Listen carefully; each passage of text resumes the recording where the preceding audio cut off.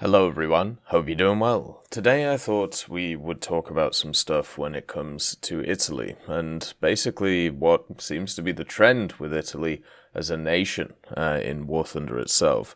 Now, it is no secret that Italy is one of the least nations when it comes to playtime in War Thunder.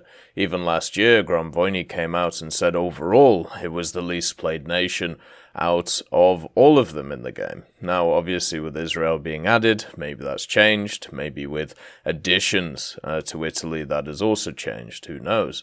But at least at that time, Italy, even though it has all major areas of the game, including army, helicopters, aviation, and the naval fleets, still was the least played overall, even compared to China, which only had ground and aviation. So it's just kind of interesting to see that there are some weird things going on with it now when it comes to this year, and also when it comes to what happened in the year previously. So if we have a look at Italy, one of the things that has happened quite a lot over the last year, they've added a lot of vehicles to it. Obviously the Dardo, VCC 8030, the VCC 8060 in the army side of things, the ASA, the F-104G for the aviation side. The helicopters came along pretty recently, and also some of the naval machines as well at the higher echelons. So they're really trying to push in a bunch of vehicles to try and make it at least equal to the other nations at certain tiers. But Italy have a problem.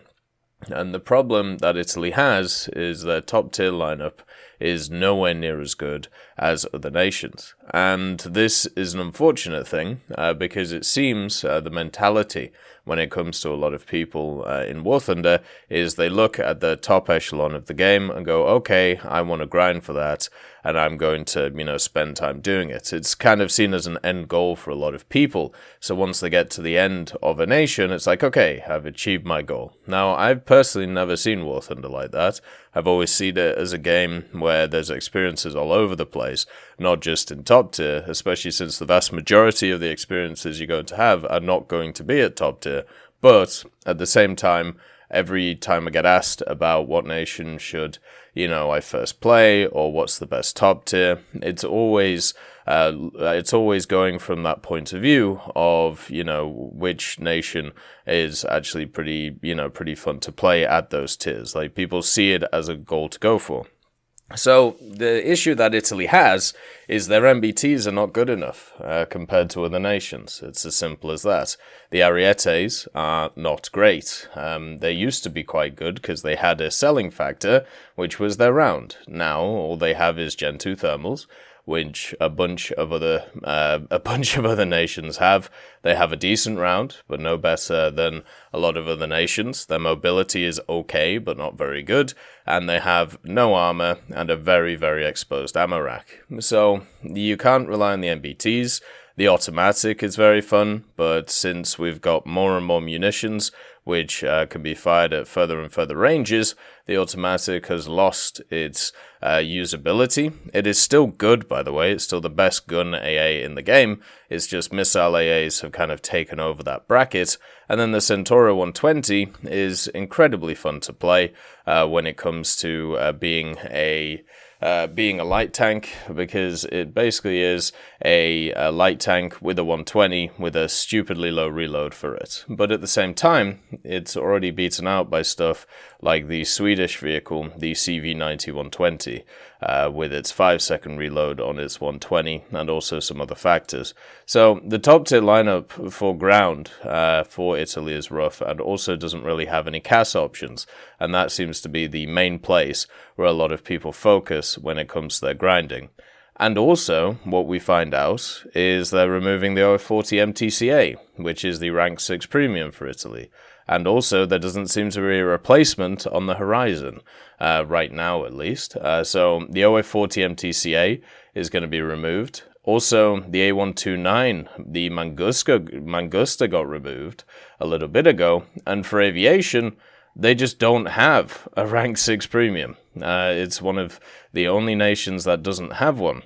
There's a few others in the game, such as France doesn't have a rank 6 premium, but overall, most do. Japan is another one that doesn't have a rank 6 premium, but I'm sure as time goes on, those will be filled out. But Italy is going to be one of the only nations which in the actual major tech trees of army, helicopter, and aviation, it will not have a high-ranking premium.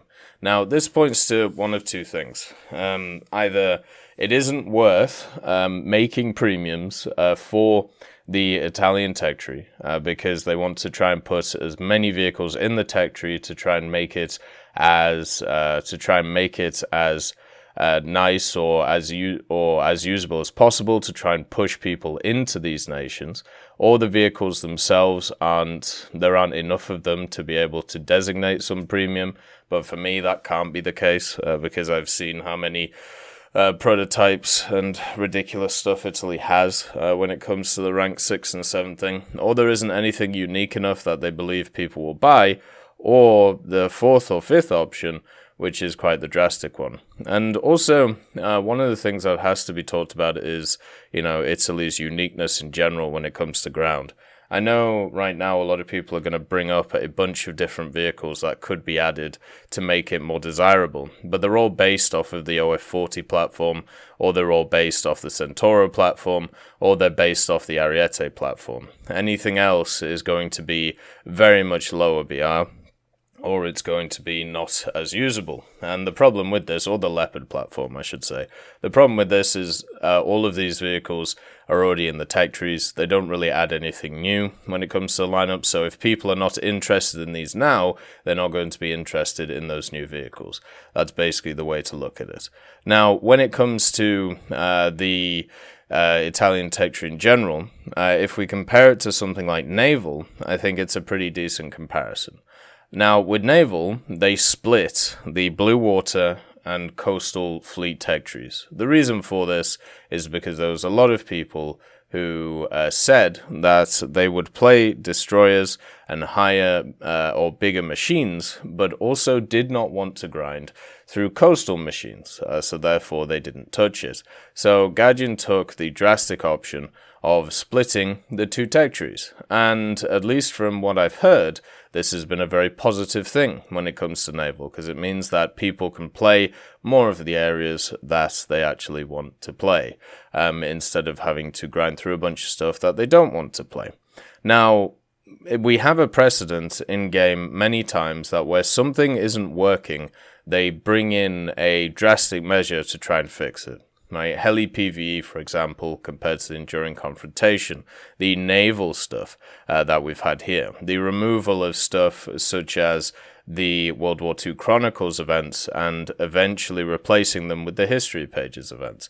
These are drastic changes trying to mold ideas to fit the player base when the original ideas maybe weren't up to snuff or just weren't taken as well as thought. Now, what if Italy, as a nation, is basically going to be like that as well? We already know that in the next set of updates, specifically the next update, there's going to be a new nation added to the game. Now, I would be incredibly surprised if it was going to be an independent nation, especially after Israel just coming out. So for me, the way that I see it is I think what's going to happen is the Italian tech tree is going to get a sub-tech tree. It's going to get either Hungary or it's going to get Romania, and they're going to bring in rank 6 vehicles, premiums, and also maybe aviation and ground ones which fit that nation to try and make it so the Italian nation is a little bit more, first of all, profitable and second of all, played.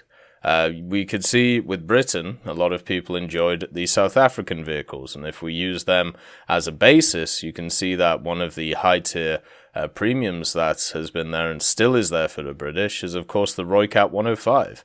It's the only Rank 6 premium that's actually available for Britain right now, with the removal of the Delette, which was another premium from another nation, of course the Israelis. What if the same thing is going to happen with the Italians, where they bring in a Rank 6 premium of any of the different vehicle types, and they also bring in a subtech tree to try and bolster the numbers of people who actually play the nation? And for me, I think that is definitely something that could happen, especially if all the stars come up. Obviously, BVVD said last year that Finland was going to be added into the game as a subtech tree, probably for ground and definitely for Sweden. So it could easily be that next update as well. But I think looking at just what we have when it comes to the game, Italy is the nation which needs the most help right now, and it's the one which has had a lot of investment in it over the last few years, and it hasn't really borne any fruit at the moment. So I'm sure they're going to try and throw in more to get more people to try and play it. Overall, it's not a bad tech tree, the ground one. It's just kind of boring. There's a lot of very similar vehicles and similar playstyles. When it comes to aviation as well, the aviation tech tree is one of the best in the game. Every vehicle has its place and works fantastic. Its top tier is just lacking. And that is one of the issues that Italy is going to have going forward, just because of the historical issue with Italy. So hopefully, whatever happens with them, whatever happens with them, hopefully they do really well and people play them more. And hopefully at the same time, we see soon what is going to happen, because there's no way it's going to stay the way it is. Maybe they just bring in a new premium and try and sell it, and it's slightly better than the other one. Maybe it's like a 9.7 one, which is a trend we've seen a little bit. Or maybe they're doing something drastic. Who knows? As always, I hope you have a wonderful day, and I'll see you next time. I'd just like to thank Merciless Reaper, Jerry Provolt, Mega Dino King, Professor X1718, Orangetail, Sakoshi Tiger, Teddy, John Ryman, Universe, Eugens Terry, Ambrosius McClellan, Daniel Stanton, Martinez, Moxie, B. Young, and Derek R., Barine, Lafouche, and Samuel Slick for supporting the channel.